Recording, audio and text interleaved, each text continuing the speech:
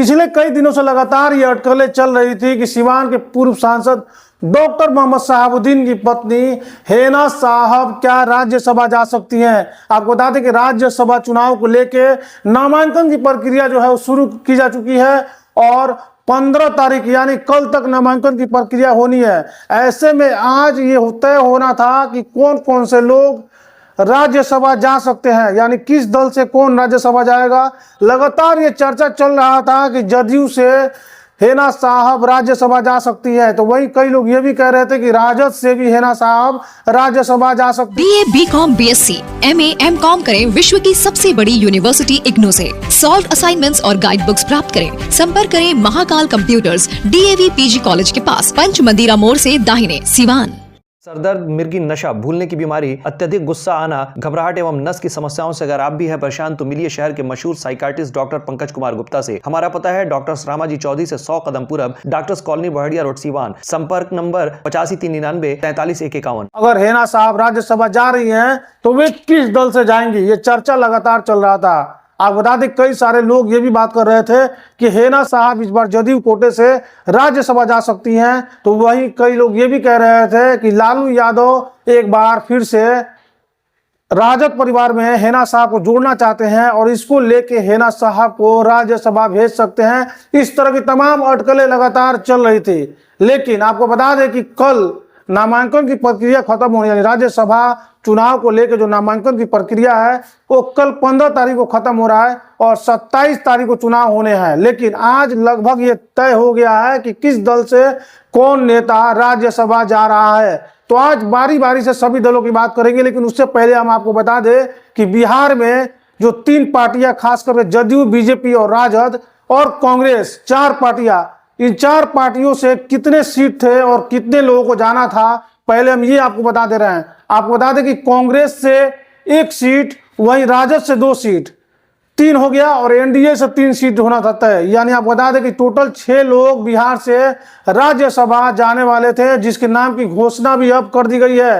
हेना साहब के उम्मीदों को बड़ा झटका लगा है। जो समर्थक लगातार ये दावा कर रहे थे या लगातार जो समर्थक चाह रहे थे कि हेना साहब को राज्यसभा भेजा जाए, अब उनके उम्मीदों को झटका लग चुका है, क्योंकि आप बता दें एनडीए के साथ साथ महागठबंधन ने भी अपने उम्मीदवारों के नाम का ऐलान कर दिया है। कांग्रेस से जो राज्यसभा के सांसद अखिलेश सिंह थे अभी वो बरकरार रहेंगे, यानी अखिलेश सिंह एक बार फिर से कांग्रेस से उम्मीदवार घोषित हुए राज्यसभा के। लेकिन वही जब राजद की बात करें तो राजद से मनोज झा और संजय यादव के नाम की घोषणा की गई है। तो ये इस वक्त सबसे बड़ी खबर है, यानी राजद से हेना साहब का पत्ता काट दिया गया है। जिस तरह से लगातार ये दावे किए जा रहे थे कि राजद के कोटे से हेना साहब राज्यसभा जा सकती हैं, तो अब ऐसा कुछ नहीं होने वाला है, क्योंकि लगभग नाम की घोषणा हो गई है। हालांकि आधिकारिक पुष्टि भी कुछ देर में हो जाएगी। इसके साथ ही साथ आपको बता दें बीजेपी ने आधिकारिक पुष्टि करते हुए जिन नामों का ऐलान किया है उसमें आपको बता दें कि बीजेपी से धर्मशीला गुप्ता है और साथ ही साथ आपको बता दें कि जो 2 नाम यहाँ पे देख रहे हैं, एक भीम सिंह है, यानी बीजेपी से भीम सिंह और धर्मेंद्र सिंह के नाम को फाइनल कर लिया गया है। वही जदयू से संजय झा का नाम का, यानी जेडीयू से संजय झा और ये धर्मशीला गुप्ता, यानी बीजेपी से भीम सिंह और धर्मशीला गुप्ता का नाम फाइनल हो चुका है। जेडीयू से संजय झा जाएंगे और कांग्रेस से अखिलेश सिंह जा रहे हैं और आरजेडी से मनोज झा और संजय यादव। यानी हेना साहब के लिए अब राज्यसभा में कोई जगह नहीं बचता है कि बिहार में किसी दल या किसी कोटे से हेना साहब राज्यसभा जाएंगी। ऐसे में देखना अब दिलचस्प ये होगा कि जो समर्थक लगातार ये दावा कर रहे थे कि हेना साहब एनडीए की तरफ रुख कर सकती हैं, ऐसे में अब क्या होगा, हेना साहब के समर्थक क्या कहते हैं और हेना साहब का अगला क्या कदम होगा। वाकई ये सोचने वाली बात होगी, क्योंकि पिछले दिनों उन्होंने बयान दिया था कि मुझे किसी रंग से परहेज नहीं है, लाल, पीला, हरा, नीला सारा रंग मेरा है और मैं सभी के साथ हूं। जिसके बाद लगातार ये कयास लगाए जा रहे थे कि क्या उनके बयान के पीछे मकसद ये है कि हेना साहब अब एनडीए का दामन थाम सकती हैं। कई नेशनल चैनलों ने ये खबर तक चलाई थी कि हेना साहब को भगवा से कोई गुरेज नहीं, लेकिन इतना कुछ होने के बावजूद आपको बता दें कि हेना साहब को राज्यसभा नहीं भेजा जा रहा। ये सबसे बड़ी खबर सबसे पहले मैं आपको न्यूज इंडिया तक दिखाने का काम कर रहा है। हेना साहब के समर्थकों को काफी उम्मीद था, काफी भरोसा था कि इस बार हेना साहब राज्यसभा जाएंगी। ऐसे में अब तो ये भी देखना होगा कि क्या लोकसभा चुनाव में भी हेना साहब का टिकट कटेगा, क्योंकि हेना साहब अभी ना राजद में है और ना ही जदयू में है। कई सारे लोग ये भी कह रहे थे कि जदयू अपने कोटे से उनको मंत्रिमंडल में शामिल कर सकता है, लेकिन इस तरह की कोई बात नहीं। और हम लोग भी जब हेना साहब से लगातार इस विषय में सवाल पूछे तो खुद हेना साहब कहती है कि मुझे खुद नहीं पता कि मैं कहां जाऊंगी। भले ही मार्केट में लगातार इस तरह की बातें चलती है, उनके जो समर्थक है ये सोचते हैं या फिर बताते हैं कि हेना साहब जदयू में जाएंगी, लोजपा में जाएंगी, बीजेपी में जाएंगी, राजद में जाएंगी, इस तरह की तमाम बातें चलती है। लेकिन हेना साहब लगातार ये कहते आई हुई हैं कि मुझे किस दल में रहना है अभी ये तय नहीं हुआ है, जब ये तय होगा तो मैं बता दूंगी। तो ये सबसे बड़ी खबर है, यानी हेना साहब की उम्मीदों को इस बार तेजस्वी यादव ने भी झटका दे दिया है और नीतीश कुमार ने भी झटका दे दिया है। तमाम तरह के आपको बता दें अटकलों पर विराम लग गया है।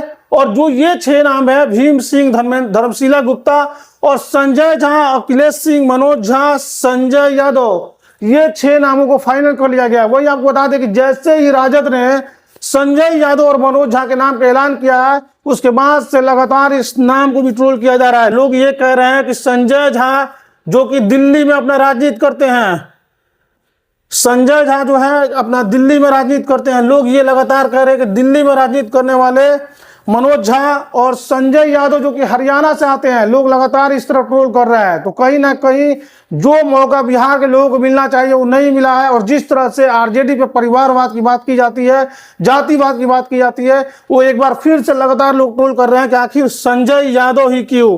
लगातार लोग ये कयास लगा रहे थे कि हेना साहब के नाम का ऐलान किया जा सकता है या जदयू से या राजद से, लेकिन अभी उनके नाम पर विराम लग चुका है और अब ये 6 लोग ही राज्यसभा जाएंगे। भीम सिंह, आपको बता दें कि भीम सिंह जो कि बीजेपी से इस बार राज्यसभा सांसद, धर्मशीला गुप्ता हैं, ये जाने वाली हैं। उसके बाद से संजय झा जो कि जदयू से इस बार राज्यसभा के उम्मीदवार तय किए गए हैं। उसके बाद अखिलेश सिंह हैं जो कि कांग्रेस से हैं और कांग्रेस के प्रदेश अध्यक्ष भी हैं। साथ ही साथ आपको बता दें कि मनोज झा, आपको याद होगा कि मनोज झा का जो एक बयान आया हुआ था राज्यसभा में, उन्होंने बोला था ठाकुर का कुआं, और इसको लेके काफी विवाद हुआ था। जब उस कविता को उन्होंने पढ़ा था तो इस कविता पे काफी विवाद हुआ था और उस विवाद के बाद आपको बता दें कि उसका नतीजा परसों भी देखने को मिला। परसों जब सरकार बिहार में बन रहा था, एक बार फिर से विश्वास प्रस्ताव को सिद्ध किया जा रहा था, तो उसमें आपको बता दें कि आरजेडी के 3 विधायकों ने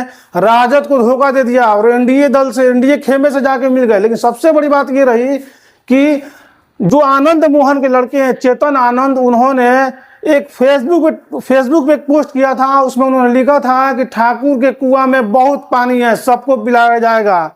और उसके बाद से ही लगातार इसको लोग मनोज झा से जोड़ के देख रहे थे, क्योंकि मनोज झा ने जब ये बयान दिया था तब आनंद मोहन काफी सीरियस हुए थे।